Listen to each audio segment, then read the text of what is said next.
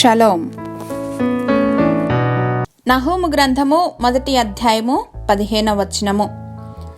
సువార్త ప్రకటించుచు సమాధాన వర్తమానము తెలియజేయు వాని పాదములు పర్వతముల మీద కనబడుచున్నవి. Look, there on the mountains the feet of one who brings good news, who proclaims peace. పాపము వలన వచ్చు జీతము మరణము, అయితే దేవుని కృపావరము మన ప్రభువైన క్రీస్తు యేసునందు నిత్య జీవము. పరిశుద్ధ గ్రంథం ప్రకారం అందరూ పాపులే, దేవుని నుండి పొందిన ఉన్నత మహిమను పోగొట్టుకున్నారు.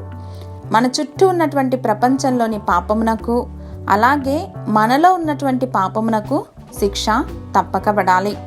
కాకపోతే దాని తీవ్రతను బట్టి కాదు, కానీ పనిష్మెంట్ ఈజ్ ఇన్ఎవిటబుల్.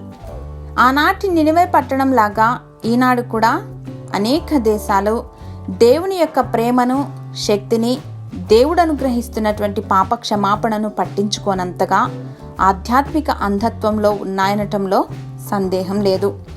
ఇటువంటి ప్రజల మధ్య మనం నివసిస్తున్నప్పుడు ప్రభువు ఉన్నత ప్రణాళిక, కృపను బట్టి రక్షింపబడిన మనము తప్పక సువార్త సునాదమును చేసేవారుగా ఉండాలి. సమాజం కొరకు ప్రార్థించేవారుగాను, దేశాల కొరకు ఆ యొక్క గ్యాప్లో నిలవబడి విజ్ఞాపనలు చేసేవారుగాను, అవసరతల్లో ఉన్నవారి పట్ల క్రీస్తు ప్రేమను కనపరిచేవారుగాను, దేవుడు మన పట్ల చేస్తున్నటువంటి కార్యములను, సాక్ష్యములను పంచుకోవటానికి ఆసక్తి కనపరచాలి. God will give us opportunities when we are available to God and if we ask God. కృపా కనికర సంపన్నుడా, రక్షింపబడిన మేము ఇతరులతో రక్షణ సువార్తను పంచుకోవటానికి ఆసక్తి కలుగులాగున కృప చూపించమని యేసు నామంలో ప్రార్థించి పొందుకొని నామా ప్రియ పరలోకపు తండ్రి. ఆమెన్.